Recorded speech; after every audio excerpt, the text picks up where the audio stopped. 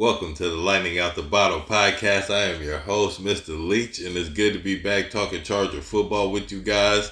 Been a pretty exciting offseason. Not going to lie, we were scared there in the beginning, had us a little bit nervous, but over the last couple of weeks, they have put together a sneakily good squad under the radar.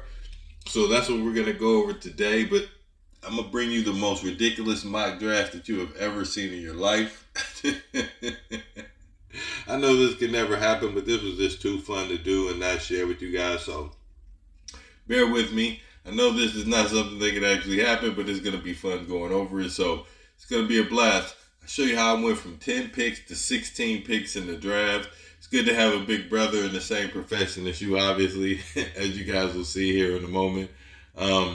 We had a pretty decent free agency, but especially when we had Andrew James and Tyler Conklin last week, it was a quiet week, but those two big names dropped, so that was good. That really gave us a couple of good answers to some questions that we were having, And Andre James, he's a really good center in the gap scheme that we run.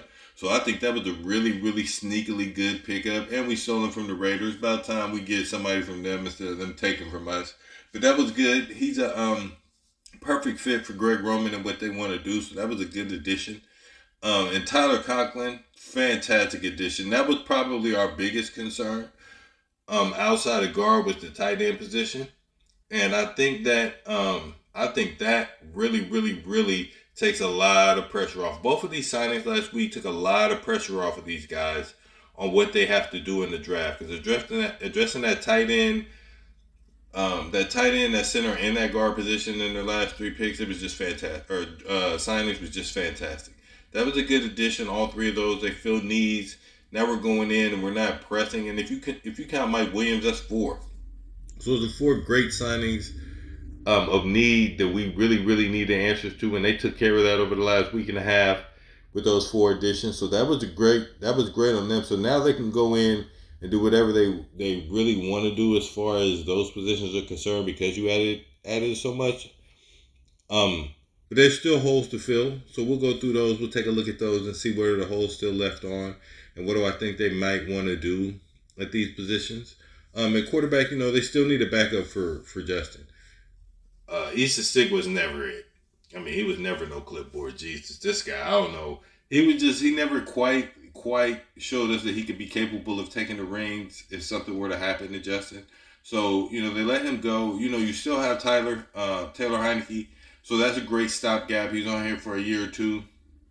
You bring in a guy, whether it's through the draft or through undrafted free agent, you bring in a guy and you let him develop under Justin Herbert for the next couple of years, and then that way, once Taylor is done, you have somebody there already in place that's been in the system a couple of years, and hopefully that you're sure if Justin goes down for a couple of games that he can actually step in and take over the reins. So you definitely want to have a young backup quarterback in position. So we'll get him either in the draft, or we'll get him like late in the draft, or we'll get him through undrafted free agents. But I do see them picking up an extra quarterback sometime here in the offseason. At halfback, we added Najee Harris, but we got to add a young running back to go with Najee Harris. Najee Harris and Kamani Vidal are really the only two. We still have Hassan Haskins, I'm pretty sure, but I mean, we really need to get a young running back that can come in there and play off Najee Harris. Najee's going to be carrying the load. He's already carried the load a lot, and with that 4 seasons, 1,000 yards each season, I mean, never missing a game. He's a phenomenal back. But I feel like, it's you're a little bit tougher when you're running over there in Pittsburgh. It's a little easier to get hurt in the sun. So let's just pray that he keeps that going. But we do need a young guy that can come in there and take some of the load off of him. Right, and then give Kamani, hopefully we can get another bruiser type back, and then Kamani can come in and be that change of speed. I think Kamani's gonna have a much better year behind the interior line that can actually block. Once they get done building this interior offensive line, I think we're gonna see a lot of the things that we saw from him in college. So I think he is okay, but we just want to have another back in there because we don't want him to be RB2. And Haskins, we definitely don't want to be RB2. He just hasn't shown us enough not to be RB2. So we'll see. But I definitely think they need to get another young running back in there, probably out of the draft because there's so much depth. They still need a young X to follow to replace Mike Williams. He's only on a 1 year deal, and we know he doesn't play a whole year a lot of the time. Although last year he did play 18 games because of the way the trade went down. When he left the Jets to go to Pittsburgh, he actually missed a bye week, so he actually played 18 games last season. Coming off of that knee injury, he already has a whole season under his belt, so he should be good to rock and roll. But he's still only on a 1 year deal. He's an older wide receiver, so we got to have somebody young come in that can actually back him up in case he goes down, and just prepare that person for when he leaves, either in a year if they resign him again for another year. If he leaves in 2 years, you already have an X on the team that's been on the team in the system for 2 years that can step right in and actually take over. Definitely want to see that. I'd like to see somebody that could back up Ladd too, another wide receiver similar to Ladd. That could work the slot, bounce outside if they have to. That would be great to see somebody else that could come into like that. But they definitely need to add a couple of young playmakers onto the squad, be it a wide receiver, running back, or a tight end. We did sign Tyler Conklin. He's a receiving tight end. He can run block. I'm not gonna say he's terrible, but he's known for being a receiving tight end. Will Dissly's the exact opposite. He came in, he was big for us in some spots, and he had a career year last year. But Will Dissly is still he's a majority blocking tight end. Tucker Fisk, we already know he's a blocking tight end. So, we definitely need to get a young tight end here that can be both a blocking and receiving tight end. One or two of those guys would be great because you really want to be able to disguise your plays, and you can't do that when you know that there's a receiving tight end on the field. Chances are 8 times out of 10 this is going to be a pass. If you see those blocking tight ends out there, it's going to be a run. So you really want to have tight ends on the field that can do both. That will allow us to remain as a dual threat on the field. When you have a 2-3 set tight end set, it's not guaranteed to be a run. You also can be a pass. So that's just some things I think that Harbaugh and Roman want to do. You want to be able to have one thing you need when you're trying to build a running offense is you need a lot of guards, you need a lot of running backs, and you need a lot of tight ends. That's what you need to develop a great running game. So. And that's what I see them trying to do. So I think they actually go with 4 tight ends, maybe 5.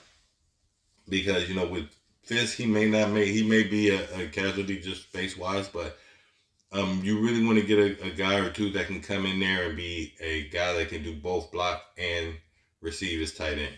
So, at the tackle position, they have, Joe Alt, obviously, and Rashawn Slater. We got to get that contract done. I know it takes a long time when you're dealing with a lot of money, but that's a major priority. We do got to get that extension taken care of. It just has to be done. Now you have Trey Pipkins that'll probably move back over to the tackle position. So they definitely need a young swing tackle to come in that can compete with Pipkins for that tackle 3 spot. A guy that can play both sides. You don't need to get 2, I don't think. I think you need to just get the 1. You get the 1 and you'll be fine. You'll be good to rock and roll because you do have 2 rock stars. Remember this, when you're building your line, you want to have 10 linemen. So last year we had 10 linemen and only 2 of them were worth anything, right? And they were both tackles, right? Everybody else had a horrible year. So out of 10 linemen, you have 8 that have terrible years and 2 that have good years. So you're going to have a lot of attention placed on that line, and not just on the interior. You do need some help on the outside of that line too. So grabbing the tackle, I think, is in the cards. Maybe they sign one in free agency. Maybe they sign one as an undrafted free agent. But I do see them adding to that tackle position because you absolutely have to. You can't just have those 2 guys with Trey Pipkins behind them. Like that's not good at all for anybody. So. I think they do have Jamari Sawyer too. So, but still, we need a young swing tackle to come in there and really compete with Trey Pipkins for that position. So, at guard, they did add Mekhi Becton. We all love that. He does have injury histories that concern me, so you're definitely going to need to get somebody to back him up. You have Zion Johnson, Carson Barnhart. So you do have some depth there, but I would not want these guys alone protecting Justin Herbert or trying to develop that running game. Mekhi Becton, I do think he's going to have a fantastic bounce back year. Zion Johnson, he had a mediocre at best year last year. So, we really need to get one, maybe two guards up in here because you definitely need two guards. You definitely need two guards because you got to have competent backups behind, let's just say, Mekhi Becton and Zion Johnson are your starting guards. You got to have two competent backups, and right now we just don't have that depth. So I do think they go ahead and grab two guards somewhere in this offseason, two more. Mekhi Becton was a great addition, but you still got to have two more guys on there, and that's if you're moving Zion back over to guard, and you're not going to have him actually compete with center, which I don't see them doing that because they did sign Andre James. So there's actually no reason for them to do that. Right, so, I do see them going with two guards. But like I said, they added Andre James in the center of that line, which is a great pickup. I think it's a fantastic pickup. You still have Bradley Bozeman, and like I said, Zion may get some snaps there. So I would imagine they draft a center, or they either try to pick up a center as an undrafted free agent. Because there aren't any young ones that you can get right now. So you wanted this. They're really trying to build this team through the draft and mold this team into what they wanted. So the best way to do that is for them to get young players that they can actually develop, that their skills fit the scheme. They have a skill set that specifically fits the schemes that they're trying to attack for Greg Roman and Jesse Minter. That's what it looks like they're doing to me. So I think they will grab one. If not, this is just Andre James at least gives them time to get one next year. Because he's not going to, even if you were to draft one, there's not one that you could come in and say would immediately start. Especially because Andre James plays fantastic in the gap blocking scheme. So I think he'll have a fantastic camp. And I think he'll have a fantastic year, especially playing beside Mekhi Becton and Zion Johnson and Joel and Rashawn Slater. That's a fantastic situation. And you're going back to a scheme that you excel in, right? When Josh Jacobs was making all those Pro Bowls and stuff, that was him blocking in that gap scheme. So he's been there since, I think, 2019 he got drafted. And he played fantastic every year till they switched that to a zone blocking scheme. And he really, really struggled with that. So he had a down year. But then the whole team had a down year. So, we'll see. I think he's gonna have a great season next year. So, the center position, you could get one, but that signing of Andre James really, really makes it to where you don't need one at all. On the defense, you definitely got to get at least one edge rusher. At least one to fill that out. Because right now, all you have is at the edge rusher position is you do have Khalil Mack coming back for a year, and you do have Tuli Pelotu. So you'll have him. Bud Dupree is on a one year contract. So we do want to give Tuli the room to step up. He's earned it. He deserved it. He looks ready for it. So he will be probably, the starter on that defense. But you do got to bring in one or two young guys. You only need one, but you preferably want two, because with those two guys, you don't know if Mack will retire next year. You don't know if they'll re-sign Bud Dupree next year. So that means you would only have Tuli as it stands right now. So you definitely want to bring in at least two, and then maybe you can get one next year. But you definitely got to have at least two additions to that edge room. Yeah, I was thinking one, but you definitely got to have at least two additions into that edge room. So that would be the best bet. Go ahead and grab two edge rushers in a pretty deep edge rushing class that we have right now. That would be the smart thing. On the line, they got Tier Tart, Deshaun Hand, they signed. It was a great re-signing of Tier Tart. We really needed to bring him back because that was going to be a horrible loss, after losing Poona Ford. So bringing him back was a very big deal. Bringing in Deshaun Hand, son of Norman Hand. So I think he comes from great pedigree, great stock. He's going to be a force on that line in Jesse Minter's defense. We still have Otto Agbonya, Naquan Jones we brought in. He's going to be an interesting rotational piece as a blitzer. So that's going to be something. We're not going to ask him to take over the whole line. He's going to come in situationally, blitz when he needs to. He's not going to be a guy we hang our whole defense on. So that was a great addition. I still would draft the D tackle just because this class is so deep. One or two, because this class is ridiculously deep. It's ridiculously deep. So you might as well just grab one. They should have Bonya and they should have Matlock too, on the line. But, we'll see. We'll see how that goes. But I definitely would bring in a young D tackle, one, maybe two, just because this class is so deep. You really want to grab one when you don't need one as much as, as opposed to waiting till you absolutely need one to grab one. And now it's a skimpy D tackle draft or D line draft. So when you see it so deep, you just grab one, pick them up, and you develop them. And then, by the time you need him, he's already been in the system for a year or two. I think that's the way they're trying to build this team. And I think it's going to be a successful way of building the team. So I wouldn't be surprised if they picked up one or two edge rushers in this draft. So, that's what I would like to see. Inside linebacker, you got Deion Henley and Denzel Perriman. He re-signed with us. So Denzel Perriman is an older linebacker. So we do need to get somebody in here that's going to be able to be part of the long-term solution. And we also have Junior Colson. We really don't know what Junior is yet. We didn't get to see him. The game did look a little bit too fast for him last year, but he did have an injury. I'm expecting him to have a bounce-back year because, now that he's been able to see the speed for a whole year, he already had a full understanding of the system coming directly from the system into the NFL. It's the same system he ran in college, so he has a full understanding. I think he's caught up to the game speed. His body's been allowed to heal, so I think Junior Colson is going to have a breakout year.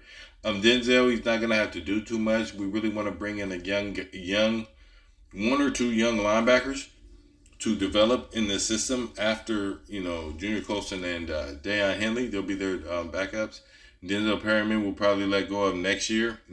But I do think they bring in one or two linebackers this offseason to try and to develop into the future backups of this defense. So that's going to be a great addition if they do that. They did add Delshon Phillips, but Delshon Phillips is more of a special teamer. He's going to be a great special teamer for us. So they did add depth to that room, but we're not looking for Delshon Phillips to really play the linebacker position. He played linebacker technically, but he's more of a special teamer. So that was a great addition for our special teams. We really needed them, especially losing Nick Neiman. So that's a great sign. I don't want that to go unmentioned. That's going to be a big deal for us, I think. That's one of those important parts of the team that's unheralded. Making big plays on the special teams and putting us in the field position that we need to in order to win these games. So big pickup, big pickup. At the cornerback position, we got the standouts from last year. Tar Heap still in Cam Hart. Fantastic breakout years, their rookie years. Great solid pick.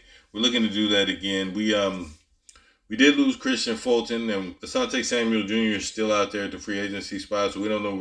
More than likely, we're not going to bring him back. If we do, it would be a ridiculous deal we would have to do that on, just because we're unsure of his future. The talent is there as far as the zone cornerback in this Metro defense. That's exactly what they need. So, that's actually he fits perfectly in this Metro scheme. So, we would want to bring him back. We just want to bring him back at a very, very team-friendly deal, and I don't think that's going to happen because I think somebody's eventually going to give him some money. We still have Jasir Taylor and Dean Leonard, and we bring in Dante Jackson and Benjamin St. Just. So Dante Jackson, I think, is going to be a day one starter for the team. Just, I think, is going to be a nickel corner, working off mostly zone coverage, which is what we run anyway. So I think because he's a zone corner, he's going to actually flourish in this defense. He had a rough year last year, but, coming into a defense that specializes in what your talent skills are or what your skill set is only benefits the player, tenfold. So I think he's going to have a fantastic year. They have 6 cornerbacks right now, so they may not need a cornerback, but they may get a cornerback. Who knows? If you see the talent there, you got to grab them. That's what these free agent signings are allowing us to do, with such great signings, they're allowing us to pick other places where we may not need a player, but it's good to grab them now and we can coach them up. So when we do need them, we already got them and they're ready to go. So they may or may not draft a corner. It just depends on how the draft goes. At the safety position, we got Derwin James, Alohi Gilman, Kendall Williamson. They bring back Elijah Molden, which is probably one of the biggest signs for the defense because of how he lets Derwin James play in the box. You know, he doesn't have to drive back. He doesn't have to drive back and be high. He can play close to the line where he can help in the run game a lot. I do think it's time that we start looking to draft his replacement because Derwin is 28. I think he'll be 29 coming up here in August, I believe it is. So before the season starts, he'll already be 29 years old. So realistically, we got 3 to 4 years left with Derwin. So I think next year probably they start looking for his actual replacement. Maybe this year, maybe next year, but sometime in the future, I think they will get to looking for the guy who will replace Derwin James. I know we don't want to talk about that, but that's coming up here in the future. So I think they may try to get a safety this year or next year. If there's an opportunity for them to do that, I think they actually do it. I don't think it hinders them. So, you know, we're going to see. We're going to see. So, you know, that being said, this was one of the most ridiculous drafts that I've ever had. It was super fun to do. I already knew it was going to be ridiculous. You know, I already knew it was going to be ridiculous from the beginning of the draft. I mean, it immediately got wild. So it was a fun one to do, fun one to have. So let's go ahead and get right to it. Like I told you, we went from 10 draft picks to 16 draft picks. 3 trades went down. So once those 3 trades went down, everything was beautiful. It was ridiculous. We got to draft, and I think we did a pretty decent job for all of those picks and bringing in guys that were going to help the team. You know, so like I said, I know this will never happen, but it definitely was a fun thing to do. You know, I got these 3 offers. I couldn't pass them up. You know, so that being said, we stood pat on the first pick. On the first pick, this I knew it was going to be ridiculous. Tyler Booker, pick 22, guard out of Alabama, falls to us all the way down, no trade-ups, no anything, solidified the left side of that line immediately. He has validity to that line. He's a big, strong guard. He's the best guard in this draft. I don't think it's particularly close. Gray Zabel would be the next, and then Donovan Jackson, but I don't think it's close at all. Tyler Booker is the best guard in this draft. We immediately shore up the left side of that line. Now you have Slater, Booker, Andre James, Mekhi Becton, and Joe Alt protecting Justin Herbert. Now that line right there is vicious. That would be the line that I want to see for sure. Okay, I mean he would immediately be one of the top 3 lines in the league. I think. You know, even without seeing Tyler Booker play a down blend without Mekhi Becton, just thinking about all that line together, that is the top 3 line, I think, by the end of the year, and I think they actually will be a big contributor. They add at least a game to the win total. At least one. I mean, there's going to be a game where they just block so dominantly they won that game. I can 100% see that. So we went ahead and drafted Big Tyler Booker with that first pick, the 22 pick. Like I said, it immediately, he could challenge Zion for that starting spot immediately. Now you have Zion Johnson as a backup to your guard. Now you're cooking with grease. Now you got a line that is serious business, right? So with Mekhi Becton over there, that would be a great addition. So, you know, that's what we want to do is shore up that line. That line, we have to. It's like building a fortress and putting up this wall. But the wall has holes in it so the people can just go right to that hole and walk through and steal all of your goods. So we definitely that's the most important thing to do is to build up that line. I think we do that with this pick. It immediately shores up that line.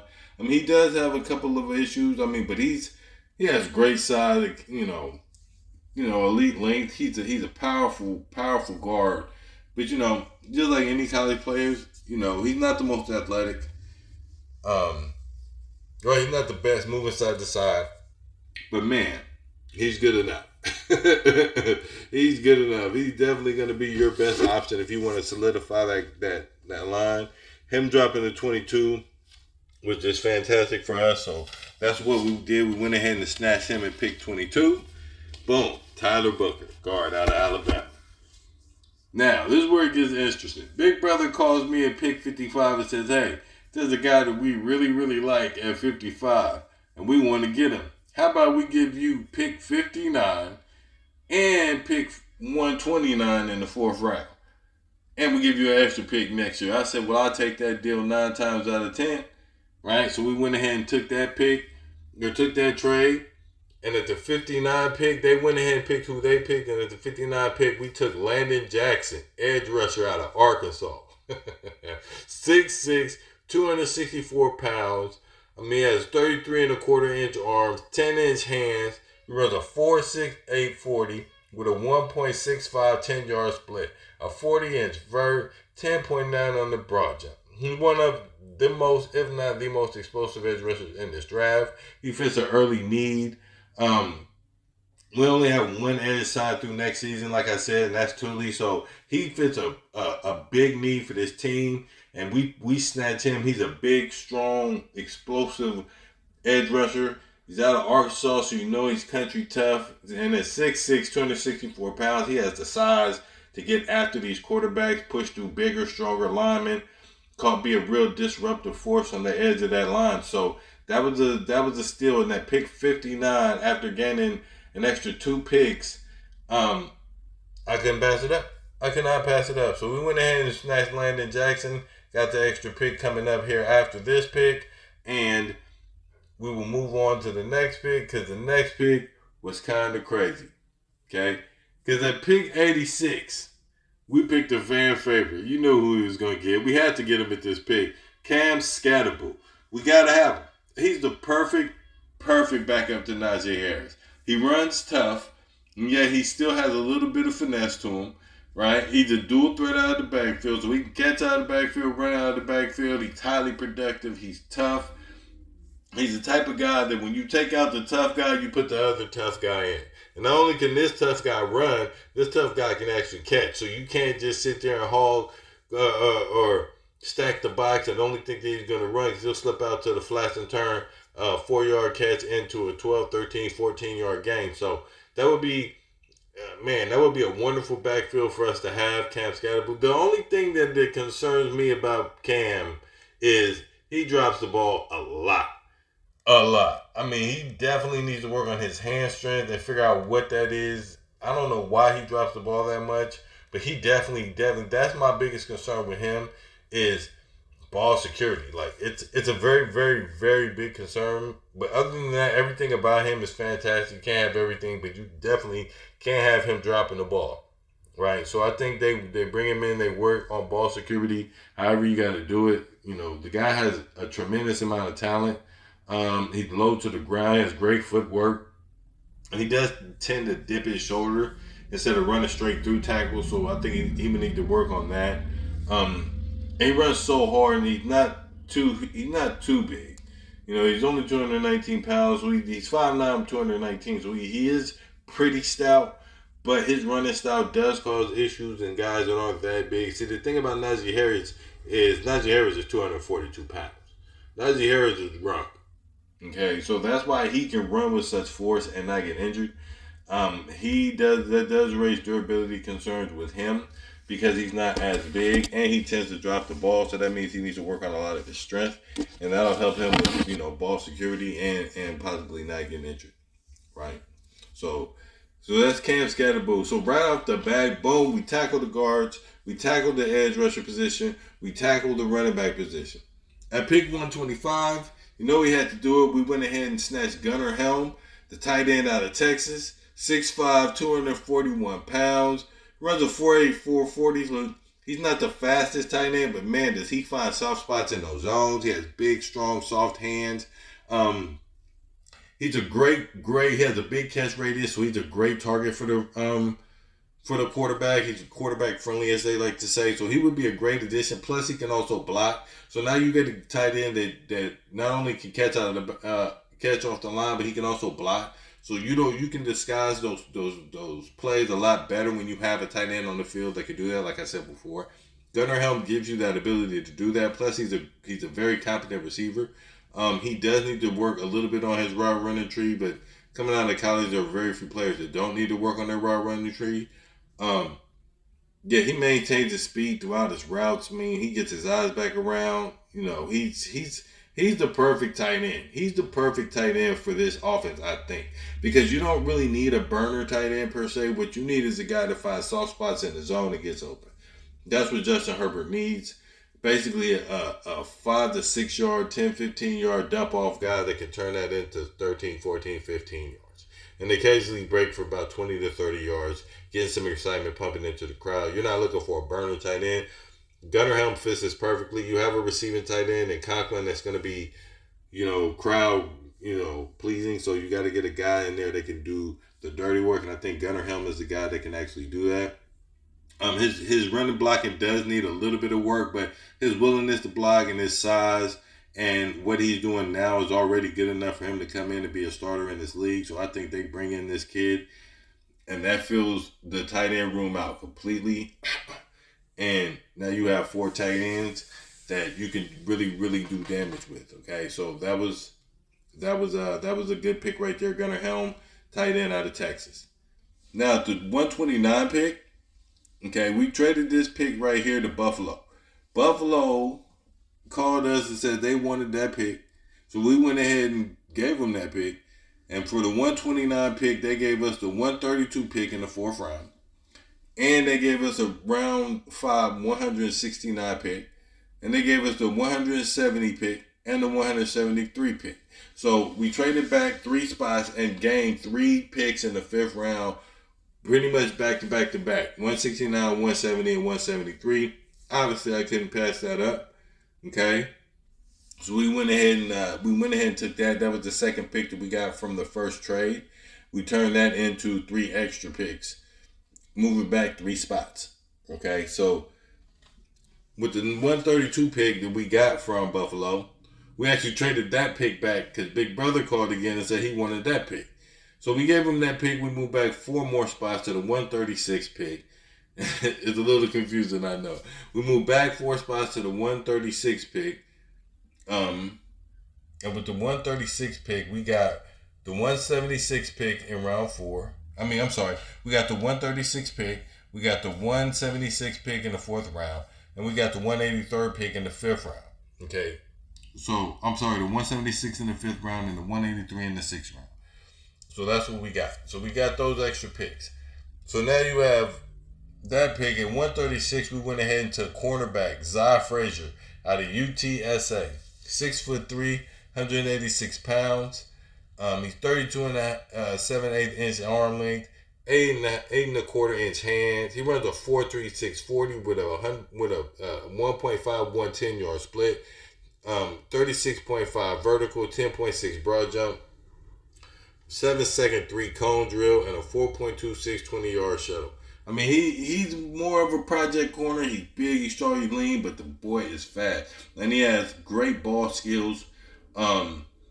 He's a fantastic corner. He has a great wingspan. He has 15 passes defended last season. He has 6 interceptions. He's a ball hawking type of cornerback. He's a little raw right now, but I think he can develop into a great press cornerback. He's not there yet, but his big, long body will allow him to do that. And like I said, the guy's a ball hawk. He picks, he sees, he goes, gets. Okay? With the 15 passes batted down, that's all natural length. The 6 interceptions, I actually didn't look at each interception individually, so I couldn't tell you whether those were just interceptions that he got or he earned or if they were balls that dropped into him, but That does let me know that he has an understanding of where to be on the field to get the most out of his skill set, and I think he comes into this defense with great coaching, and I think he really, really turns into a top-tier cornerback in this league. Next pick at 158, we address the defensive line, and we grab Jamari Caldwell, D tackle out of Oregon. 6'2", 332 pounds, 32-inch arms, 9 3/8 inch hands, so he has pretty big hands. He's a big, athletic nose tackle. He has that big body of a nose tackle that just clogs up the middle of that line, and nobody runs on it. But he does have the versatility to play multiple spots. He can play that D tackle spot too. So he's not a guy that you could just limit because of his size. He actually is a very, very athletic tackle, nose tackle. So he would be a good guy that you could bring in. You could put him on both sides. He fits a need. He can do multiple things on that field. So He is a great guy to bring in. He's a hard-working hustle guy. He continues to develop. Um, he's a great option, especially at the 158 slot. That is a great guy to bring in. He has just depth to the line, meanness, toughness, and hard working to the line. So that was a great pick at 158. 158. At 169, this is the second pick that we got from the second trade. At 169, we got to bring in a weapon for Justin. We bring in Dante Thornton, Tennessee wide receiver, 6'5", 205 pounds. He's a big body, true X receiver that's going to come in and he's going to sit behind Mike Dub and learn that position, and he's going to be a fantastic addition to our team. The kid runs a 4.3 40 at 1.51 10-yard split. Okay, he has a 33-inch vert. He has a 10.6 broad jump. This kid will take the top off of the defense quick. I mean, he'll take it off the top of the defense quick. He averaged 21.9 yards per catch last season, right? He's a contested catch machine. He's Mike Williams 2.0, I promise you. Okay, he can catch the ball all three levels. He has great speed before and after the catch, so he can take it to the house. He's a deep threat option. He's a red zone target. I mean, this kid is fantastic. This is the kid that they actually need to add because he'll be the guy that will replace Mike W. at the end of next year or the year after that. But this kid right here is a sleeper. He's been moving up boards lately. Before I could get him in the in the low 200s. Now, as you see, I had to draft him at 169. He was the top player on the board, so I had to grab him. Definitely need to get a weapon for Justin Herbert that he could use immediately. This kid can come in, he can start immediately. Okay, he can come in and play slot immediately if we really wanted to replace QJ. But I think QJ actually takes a big jump this off season. I think he comes back next year strong. So I think Williams, McConkey, and QJ is a great three to have right now. But you bring in this kid and you have somebody, if QJ does start to mess up, that you could put on the outside. You could just let him go and let them young legs run, right? And that would be a great addition to our team for sure. So we do need to get him. He does need to work on his route tree because his route tree is very, very limited. He runs maybe 3-4 different routes at the most. So he will get squeezed in the NFL. They will sit on them routes. Anytime they see him on the field, they'll know where his break is. They'll study his break and they'll get to shutting him down. So they really need to add routes to his route tree, get him comfortable running a bunch of stuff under too, and not just taking the top off the defense every time. He needs to learn to run some 5, 10, 15-yard routes. That'll really help him be able to take the top off the defense more, add versatility, and not getting picked out or shut out of a game. Because you miss a couple deep, now he's mentally out of the game. You give him a couple of, because he can't do anything but go deep. So if you have a safety sitting over the top of him on a too high safety coverage, you pretty much shut him out the game. So you got to get him some underneath routes that can get him open, get his confidence, making sure that the defense has to play honest. So they got to bring somebody up to cover him, and then he could actually take it to the house on everybody. So that's what I would do. I would definitely draft him. And work on those routes because he definitely needs that. Because currently he's more of a straight line runner. He has straight line speed, so got to get him in and out of those breaks better and faster. And I think he'll be learning from Lab would, I think, be a big help to him. And QJ needs to work on his routes some more too. I saw he was doing that in the off season, but I think they get him in here and they work on those routes and turn him into the rock star that I know he's destined to be, man. No doubt. Now, with the third pick from the second trade, at 170, we took Danny Stutzman, linebacker out of Oklahoma. 6'3", 233-pound, big rock star of a linebacker. He has great vision, right, on reads and making adjustments. He has great eyes in the backfield. He slips and slides around blocks. He when they come at him with trying to double team or dual block him, as they call him, he has a great eye to get around those type of things. He does have weakness getting out to the edge though. He can be beat to the edge, and because he keeps his eyes in that backfield so tough, a lot of times linemen can come up and hit him with that at that second level because he's not actually paying attention to the lineman coming at him, but trying to track the ball a little bit too much. So I think he needs to be able to see more of the field if that makes any sense. He needs to be able to see more of the field, which I think coming in and being sitting behind Deion Henley and Junior Colson, I think that and Denzel Perryman, that gives him time, gives him a year or two to actually sit back, be able to pick that up, learn how to read, then learn how to evade linemen, and playing against Joe Alton, Slater, and Mekhi Becton and Zion Johnson. I think next year, and Andre James. I think that would help him tremendously. And Tyler Booker possibly, according to this draft, that would help. Definitely develop him in that area. So, but he can't contribute immediately on special teams. I think he would come out and be a fantastic special teamer because he does have a great ability to track the ball carrier. I think special teams will benefit him tremendously. I hope it wouldn't be traumatic on it, but that would help him tremendously, I think. And that would give him time to develop and get used to the speed. And one thing that we do have to remember is that a lot of these players are special team players.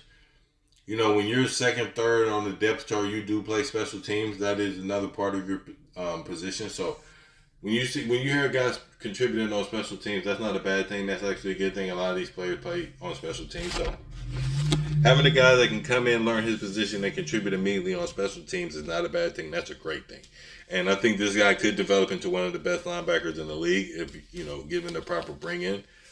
And he wouldn't have to play a lot. You have those two guys in front of you right now, and Denzel is there, so he could get on the field when, it's great for him to learn and not be forced onto the field. All right, now with the fourth pick of that second trade, we ended up grabbing the offensive tackle out of Miami, Jalen Rivers. Now this guy right here is another big body tackle. He's 6'6", 319 pounds, 34-inch arms, 10-inch hands. He's a big burly tackle. He swallows defenders. Like he literally swallows defenders. He's a humongous human being. I mean, he is he's the perfect fit to stand behind Joel. I mean, that big of a size. The kid is fantastic. He has great timing bouncing from block to block. I mean, I don't know how he slips this low. He stops any power rush and he can just shut that down. He does get beat a little bit when you have to deal with more crafty linemen, but as far as somebody bull rushing through him, yeah, that's not really happening. So that, he is a little stiff at his hips. He needs to have better bend. To stay a little bit sturdier for when those guys are crafty. He needs to be able to move his feet a lot faster. And he needs to be able to bend and bounce with these guys too. So I think he does need to work on that. He missed time for injury, at 21, 22, and 24. And I think that really is what contributes to him dropping this far. As far as blocking though, he is a fantastic blocker, good in pass blocking. So that would be a risk this late in the game, 173. But he is a great tackle. I think he can come in and hit the ball and get stronger with Ben Herbert. And I think injuries will be pretty much under control for him. So at least that's what I would hope if we were to draft him. Now with the second pick in the third trade, we ended up going safety. Caleb Bransall out of Tulane. He's 5'11", 197 pounds. He runs a 4.3 40, the 1.52 10-yard split, a 40-inch vert, a 10.9-inch foot broad jump. I mean, this guy is Derwin James Jr. This guy right here is the guy that we could bring in and have him play behind Derwin James. He plays up close to the line. He's fantastic in stopping the run. He's great at blitzing. I mean, when you bring out Derwin James, you can stick this kid in here, and it would be like having a littler version of Derwin James. He's just a little bit smaller, but he's a very solid built player. So what he lacks in height, he does make up in his actual solidness and mass. So he would be a guy that you could bring in. He's a nickel corner, but he would definitely transfer over the slot. He's more of a zone cornerback too, which is fantastic because coming into Jesse Minter's defense, where we run the most zone in the league, that's the perfect fit. You can bring him in. You can have him playing behind Derwin. He can also play the nickel corner if he needs to, right? But I think he does need to work on his footwork. That's why I think it would be better for him at the safety position as opposed to nickel corner, even though we are playing zone, so he'd be a lot safer. But you get him caught in that man-to-man, boy, that footwork does get him caught up a lot. So keeping him in zone and then moving him to safety, I think hides a lot of that. and it allows him to really blossom and be the player he wants to be. Playing him up close to the line, like how we play Derwin, letting him come in there, attack the run game, get in there, get after the quarterback. It would be the perfect fit on this defense. You do got to have somebody that's behind Derwin. The older he gets, the more we're going to have to give him plays off. So bringing in a kid like this, especially at 176, that would be a fantastic steal. I promise you, that would be a steal of the draft. Having a kid like this come in and basically sit behind Derwin James and develop into another version of Derwin James, right? So he could play in both positions, like I said, but safety is where I have him, right? Safety is where I think he needs to be to get the best out of his talent and his ability. So that's where I think they actually put him.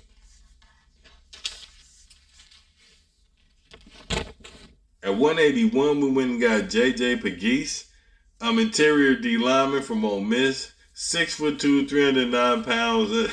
I love this guy. This guy is another dual threat D tackle. Think about Matlock. He's the same version of Matlock, but he's just a little bit faster. He converts high on short yardage carries, especially on direct snap carries. So he can play the D line and play that fullback position. He's built solid. He's very, very, very, very compact, and he's a fantastic interior D lineman. He has really quick hands. He has really quick feet. He has good pop. His change of direction for his size is ridiculous. Like, you don't see human beings that big that can actually change their hip direction that fluidly. It's ridiculous the way he is able to do that at that size. Okay, so having a pure athlete like this on the team, it would just be a fantastic addition for the Chargers to get. It does add depth to that D-line too, and it also allows you to do more in that running game because you can put him in there. You can put Matlock there. You can have both Matlock and him, and that would be crazy. You have Pegues, Matlock, and you have Najee Harris in that backfield. Oh my goodness. Oh my goodness. Could you imagine having to tackle that or block that? You're running behind Joe All, Mekhi Becton, Rashawn Slater, and Zion Johnson or Tyler Book or whoever it be, and Andre James. So you're gonna have that would be a nightmare in the run game. So it's very rare you could draft a defensive player and start talking about the run game, how he's gonna affect the run game. So I think that would be a great addition to our team. At 181, we stole him, J.J. Pegues, and D lineman out of Ole Miss. At 183, this was the last pick that we got from the third trade, so this was the final pick selection. We went ahead and double dipped at the tight end position to grab Mitchell Evans out of Notre Dame, the 6'5", 258-pound tight end that runs a 4.7 40, a 155 10-yard split. 31-inch vertical. He's another tight end that can do both. This is basically just us turning a weakness into a strength. Okay, this is all this is doing. We're double dipping now. We're looking at having about 5 tight ends on that roster. Like I said before, when you want to have a heavy run game, you do got to have a lot of tight ends. You got to have a lot of guards. You got to have a lot of running backs. This will be 5 tight ends. I'm sure somebody got to go. But what you do with this pick is you add another tight end to the team that can do both run block and he can also catch the ball out of the backfield or catch the ball down the field. You definitely want to do that because, like I said, Disley is not a receiving tight end. He did fantastic for us last year. Tyler Conklin can block a little, I guess, but he's a receiving tight end, so you're not going to be asking him to do that a lot. And Tucker Fish is strictly a blocking tight end. He did make a couple of plays for us last year. We got to give him his props, but we can definitely not depend on him to do that more and more going forward. That's just not the role he plays. So you bring in Mitchell Evans, that fits a need for, I think, what they want to do as far as building out their whole playbook and scheme as far as being a power running game, is to have as many tight ends that can come in and can do both run block and receive. So Mitchell Evans does fit that. And he has a great amount of flexibility in his game. He does need to work a little bit on his route running. He does run pretty decent routes. He has big hands. He can catch the ball. Matching him with Gunnar Helm, that would just cause nightmares for defense. You have 2 big, huge tight ends beside two big, huge linemen. It would cause issues for other teams because you got to remember perception is everything. So you got these huge 6'5", 6'6", 6'7", 6'8" players coming at you. Uh, that would be very intimidating, and they block well and they catch well, and they're extremely athletic. So that would be the tight ends are also considered a part of the spear, a part of the tip of the spear. They definitely are that. So you bringing in another guy like this only solidifies that tight end position anymore. Now we have a super strong tight end room as opposed to having one of the weakest tight end rooms like they thought we would. So that would be fantastic. Now, 199, we went ahead and drafted the linebacker position again. We bring in Kobe King out of Penn State, 6'1", 236-pound linebacker. He's a natural Mike linebacker. He's a big hitter. He gains good leverage. He's not the fastest player, especially not side to side. He's not the fastest player, but he does play downhill. He lays boom on his target. So he is a great player to have. Like just a nasty physical player that can command defense. He's a great addition to any team. He can get caught by other linemen, once they touch into that second level, like I said before. He doesn't have the best agility, doesn't have the best footwork. He does slip off blocks, so he doesn't slip off blocks easy enough, I think, but that's, I think, a part of getting strength and working on your footwork. So I think if he does come into the league and work on those two things, he could be a pretty decent linebacker in the league for another 8 to 10 years. Just working on those things, I think he would be a steal this late in the draft at 199.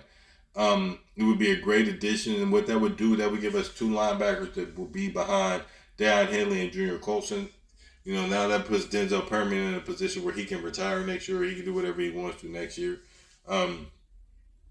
And you have four guys on the team that are ready to rock and roll. They'll each have a year in going into next year. So, and I think both of these guys could help immediately. So that's another good pick that we have, and we can play in behind two stars and let these guys learn how to play in the NFL. And when we need them to actually play, they're already prepared.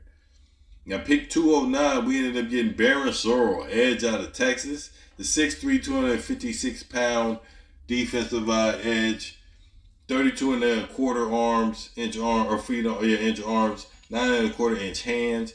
He ran a 4.640 and with a 1.65 10-yard split. A 7.63 cone, 10.1 broad jump, a 4.36 20-yard shuttle. He did 28 reps on the bench press. His skills don't necessarily jump out at you, but he's just a guy that does his job. Okay? And you need guys like that in your locker room. He's a hard-working, dependable player with good technique, good upper body strength. He has good bend and hand placement. He turns well towards the quarterback when he gets off these blocks.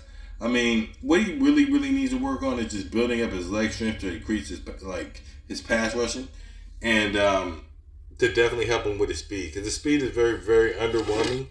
He is definitely not the fastest guy by any means, but he is a hard-working guy. He kind of reminds me of Tyler Batty, as far as, what type of player you're getting. Just a hard-working, lunch pail guy, a guy that is going to come to work and do his job, and that's very, very important. At the 214 pick, we got Luke Kandra, interior offensive lineman out of Cincinnati. 6'5", 319, big burly body. He has good length and good strength. He keeps rushers at a distance. He has good power in his punches. One of the great things about him is he's a very disciplined player. He only got penalized once in 2,000 snaps. So adding any type of player with that type of discipline to your line definitely could be only a positive.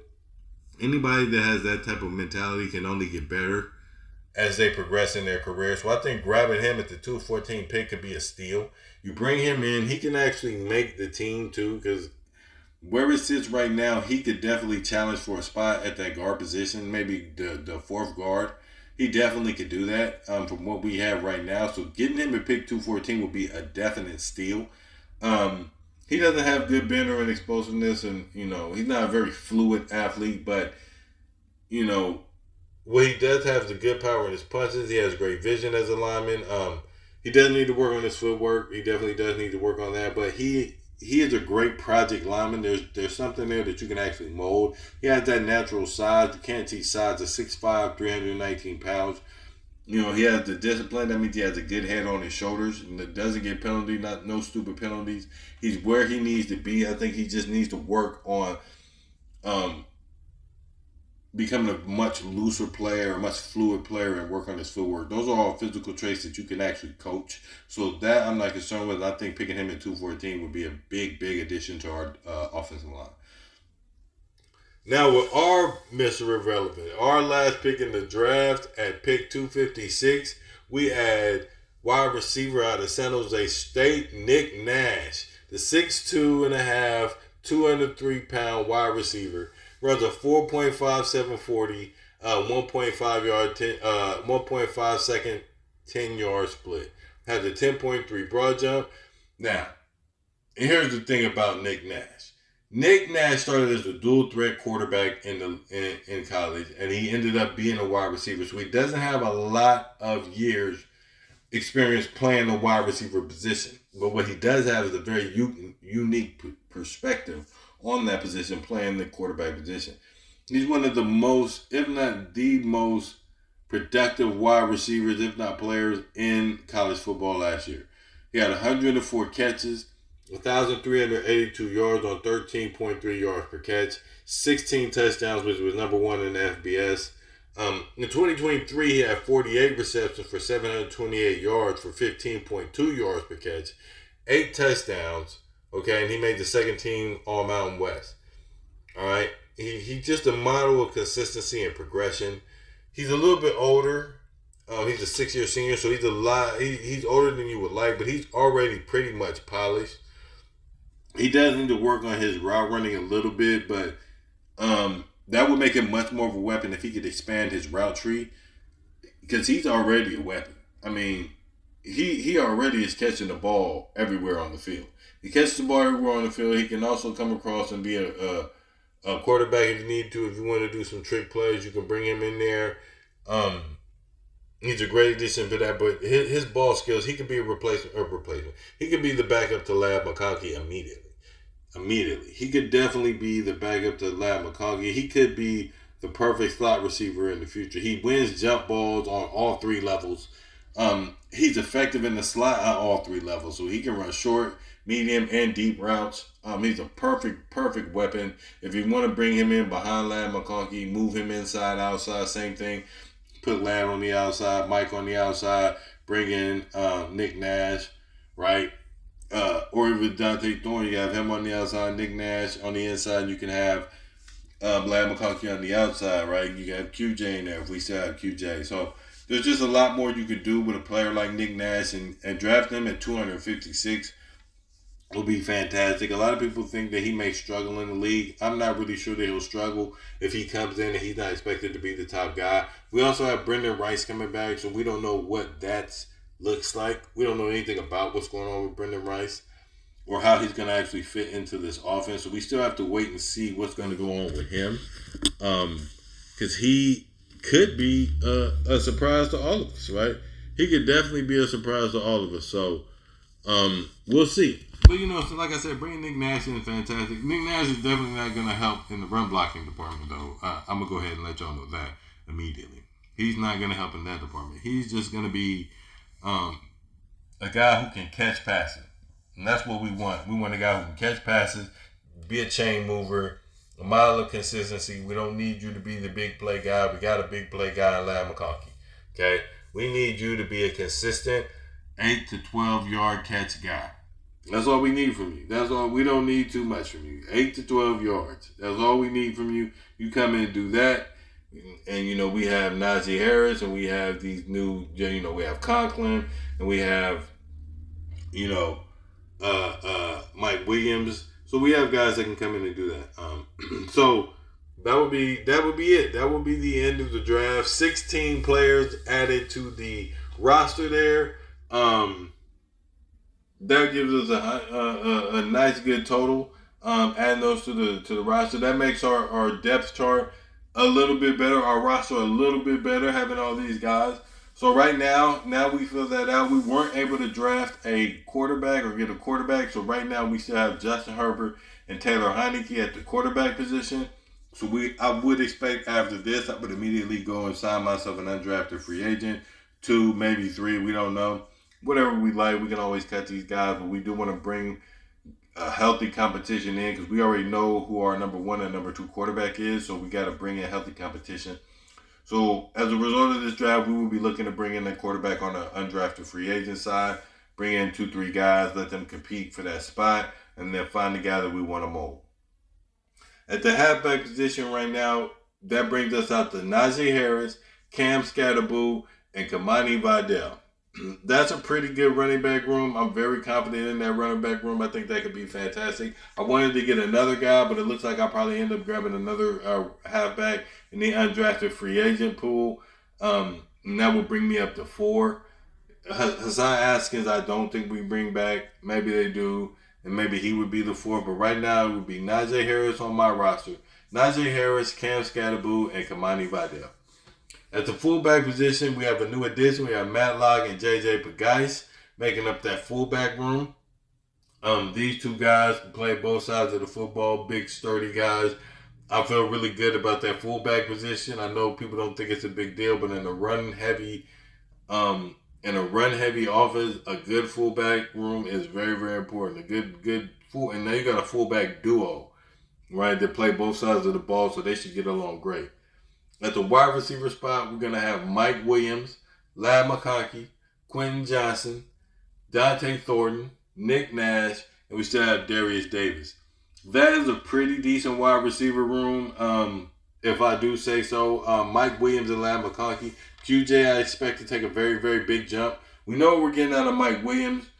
We're hoping Ladd doesn't have a second-year slump, now that these teams have film on him. So we have to see. I do think he's just going to continue to get better and better, even if he does have a down year because teams are starting to focus on him more. Skill-wise, I think he's just going to get better and better. So QJ, I expect to take a big jump as well. After a year in this hardball system, giving him a pass on that Brandon Staley meltdown season, having a pretty okay season last year, I expect him to take a big jump, get better on his route running, better on his catches. And it's not that he drops all the passes, that when he drops these passes. So I need him to be better in big spots. That's what I need from him the most. So hopefully he does that. Bringing in Dante Thornton, Nick Nash, and still having Darius Davis. That completes out a very fantastic, I think, wide receiver room. At tight end, we have Tyler Conklin, Gunnar Helm, Will Dissly, Mitchell Evans, and Tucker Fisk. Now that is turning your tight end room into a strength. Okay, well, we did have questions, and we did have probably the worst tight end room. That brings us up to I think a top 4, top 5 tight end room. You got guys that can do everything. You have guys that can catch. You can got guys that can block, and you got guys that can do both. Obviously, we won't go into the offseason or into the season with 5 tight ends. I don't think so, at least. But man, that would be a dream. That would be an absolute dream to get these guys into the tight end room. At tackle, we have Rashawn Slater, Joe Alt, Jalen Rivers, Trey Pipkins, and Tyler McClellan. All right, McClellan. That's our offensive tackle room. With Rashawn Slater and Joe Alt, I mean that's those are top tier tackles. Jalen Rivers, I think, coming in challenging Trey Pipkins and Tyler McClellan for that 3rd spot, that swing tackle spot. I think that's very important. I think that's very, very important because I think Trey has just had a lot of opportunities, and he's getting paid a lot of money, so he needs to really earn that money. And I think that's not unfair for us to ask of him, and I think that's what they do. I think they bring in a tackle that directly competes with Trey Pipkins for his spot on this team. But Trey Pipkins, we don't want to get rid of him. He could be a very nice trade piece somewhere during the middle of the season. When a team goes down, gets an injury, they start looking around, they need a trade for a tackle, and you have Trey Pipkins sitting there. That would be a nice little trade piece. Maybe pick up a 4th, 5th round pick for him, depending on the circumstances of how bad they need that tackle.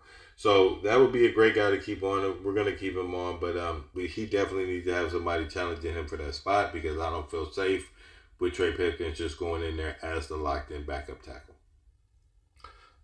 At guard, we ended up having Mekhi Becton, Zion Johnson, Tyler Booker, Luke Kendra, and Jamari Sawyer, and Carson Barnhart. Okay, so pretty thick at the guard position, which is what I like.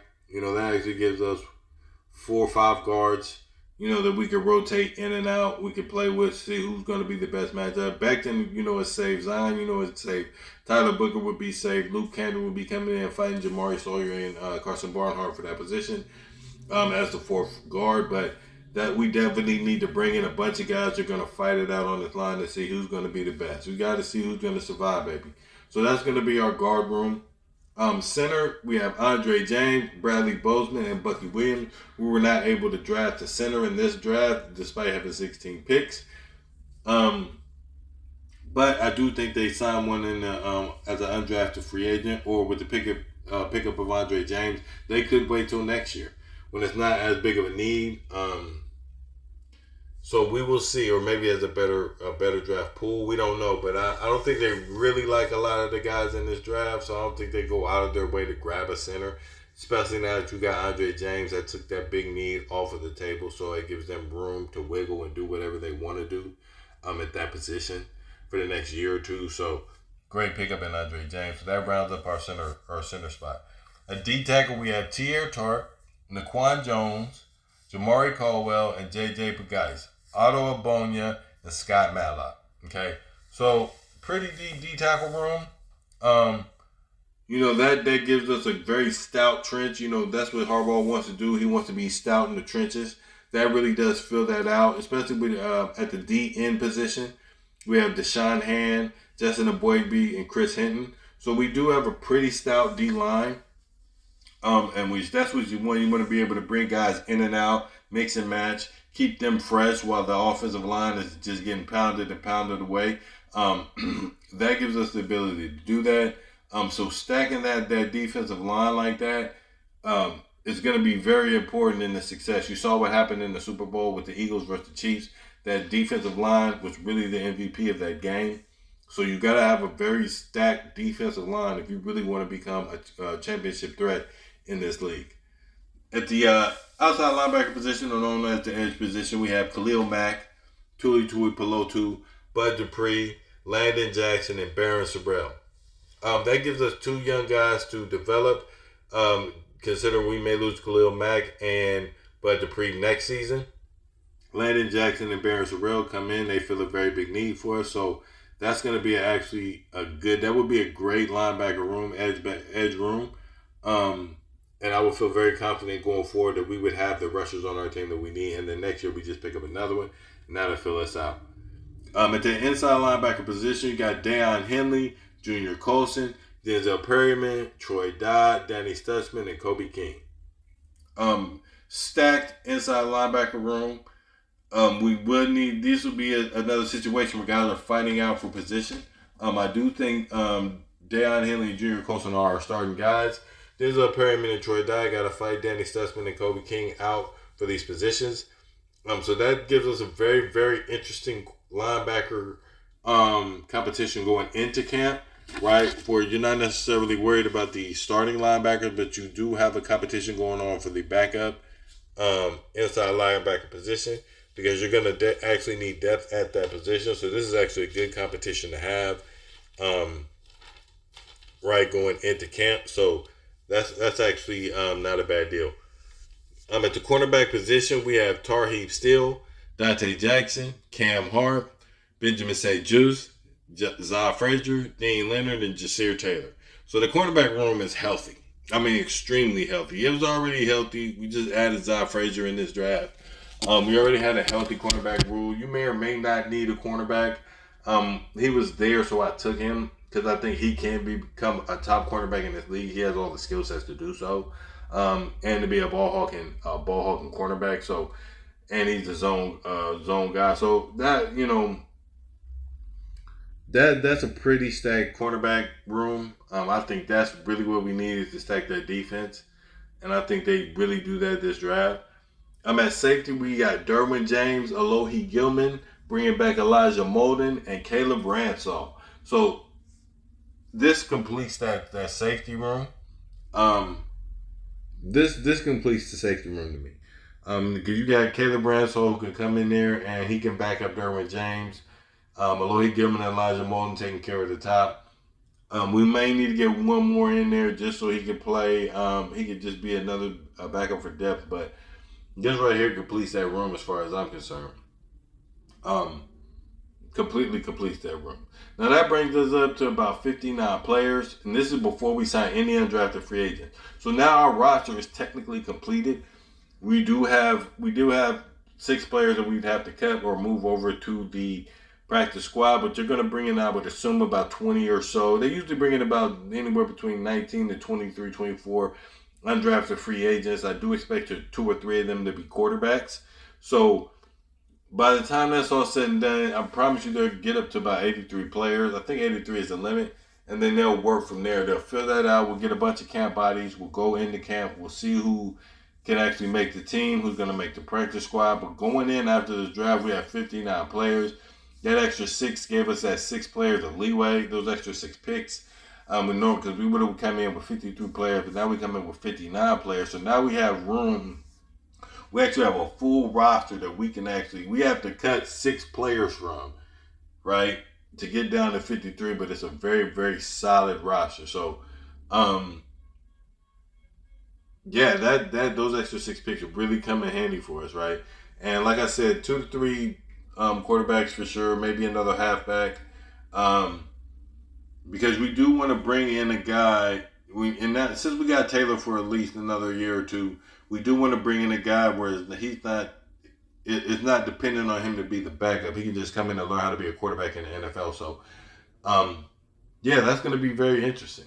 But that's all I got for you guys. It was a little bit longer video than I normally do, but this was fun to imagine, right? A bolt can wish, right? That's all I can really do is wish. I mean, this would be fantastic if this happened.